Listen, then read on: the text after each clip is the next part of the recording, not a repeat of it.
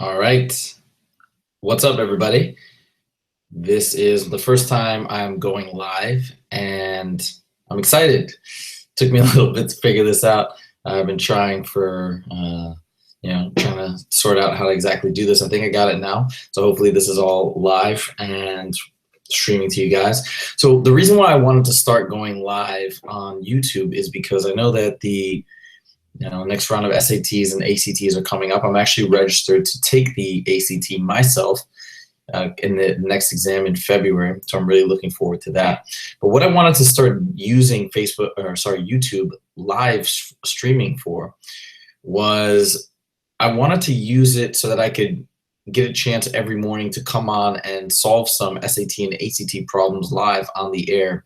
And I even think when I have more time, I'm going to be taking a full-length SAT math section, maybe a no calculator section first, and the calculator section you can watch me in real time solve it. And I thought it would be really fun. If you take these practice tests, for example, on khanacademy.org, you can do it in a time setting that really mimics the actual testing environment. So I thought that would be really fun. You could watch as I go along and try and solve it under the time constraints and even explain what I'm doing as I'm going through. And we'll see, hopefully I'll be able to get everything right as I should. I could, of course, like anybody, make a silly mistake, but I thought it'd be fun. So now let's take this time to just solve a few math problems. I don't have a lot of time today because I do actually have to start my school day pretty soon. But let's get on here and see if I can get the screen share to work. All right, let's do this. I think this is working now. All right, so we're gonna go to the khanacademy.org, and this is the SAT practice math section. Now this is great if you haven't had a chance to look at the Khan Academy website for the SAT. Man, it is phenomenal. This is what I use with my students to work with them and practice with them, because everything is categorized very nicely, and you have all these different sections. Right, and these are the actual breakdowns: the heart of algebra, you have the passport to advanced mathematics, problem solving, data analysis, etc. And so what you can do is then choose these topics and get these targeted practices. And then the cool part is too, I usually always used to recommend buying the book from the College Board because it's legit practice exams from the makers of the test. Well, now Khan Academy has paired with the College Board, so they provide the real deal up here. And the cool thing is, at least the first version of the book only had 4 tests, but they're constantly adding practice tests to this interface, and now there's 7 practice tests, 7 amazing full-length practice tests on Khan Academy.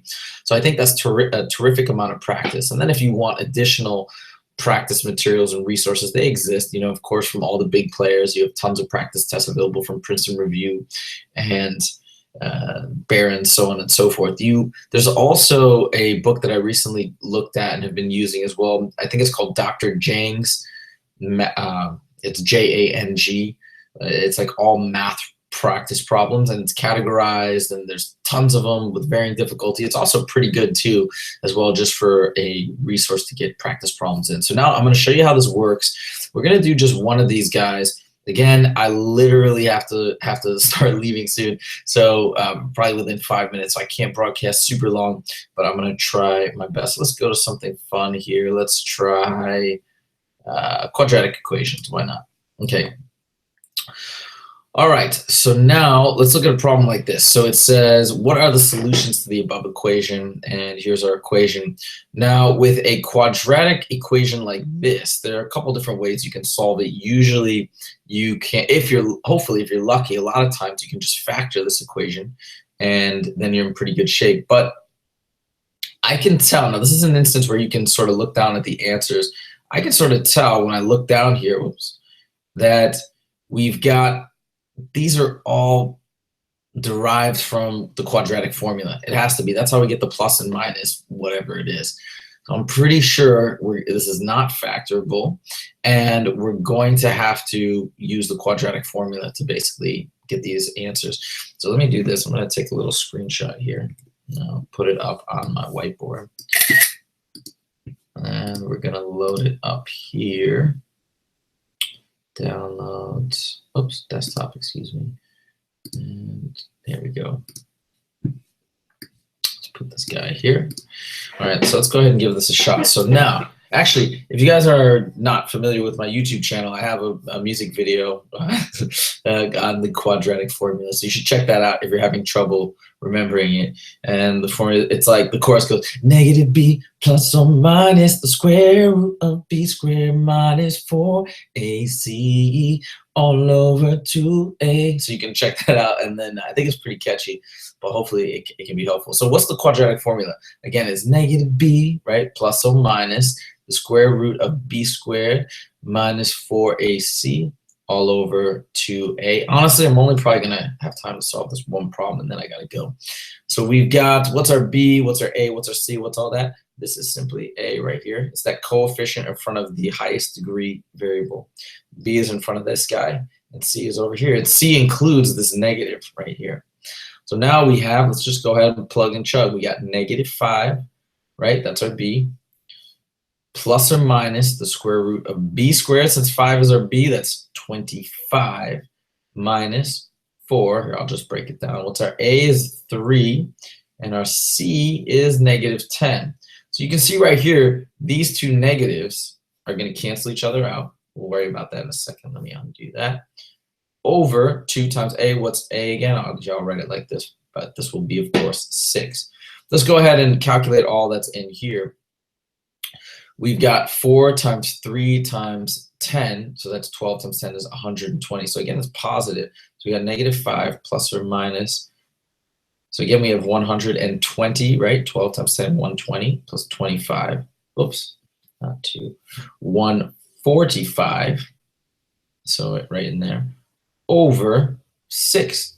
This is it. This is our final answer. Now, notice they don't write the answers over here. They actually break it up into 2 solutions. And we want to do something. We want to do something similar here. Let's just see what exactly is going on. Now, I can tell you right off the bat, we can eliminate A and D. Why? Because of this guy. They have a 2 in the denominator. We don't have a 2. We have a 6. So it's got to be either B or C. Well, we've got the answer. This is the answer. But usually you break this up. And I'm going to break this up like as in the following way, because this plus or minus means this is actually 2 solutions. This is negative 5 plus the square root of 145 over 6. This is negative 5. Oops. Let me undo that. Negative 5 minus the square root of 145 over 6. So it's 2 solutions. Now again, they further split this up by extracting this like first fraction. Like they made it negative 5 over 6 plus square root of 145 over 6. It's the same thing. It's no different. We just now have to figure out, well, wait a minute, which one is it? Is it C or is it B? So look over here. What's going on is really it's just, is this 5, 6? You know, the only difference is it negative or is it positive? And we can see right here, it's negative. That 5 is negative, right? And we could even split this up into negative 5 over 6 plus square root 145 over 6. That's all they were doing here, is they're just breaking it up, and that's the same as this part right here, right? Therefore, B is our final answer. And then if you go back to the interface, this is how it works. You kind of select it, and then they say, hey, do you want to check your answer? And check it out, boom. And then if it highlights in green like this, you know that you got it right. And down here, I think they give some explanations. And look, you see they use the same quadratic formula, and it's all worked out. So that is my SAT thing. Oh, wait, I hope that worked, because present to everyone, your screen share. Yeah, I think this works. So again, bear with me, guys. I'm sort of getting used to this whole interface. Now I'm gonna hit stop. Hopefully I'll come back on camera. There we go. All right, so now I'm back on camera. So hopefully you guys, that was helpful. We're gonna continue to do that as much as I can every morning. We're gonna go through some practice problems live. You can tune in, you can ask questions, or you can post questions, send me questions yourself that you wanna see me answer live here. So that's it. Thank you guys for checking it out, and let me know if you have any questions or comments. All right, take it easy.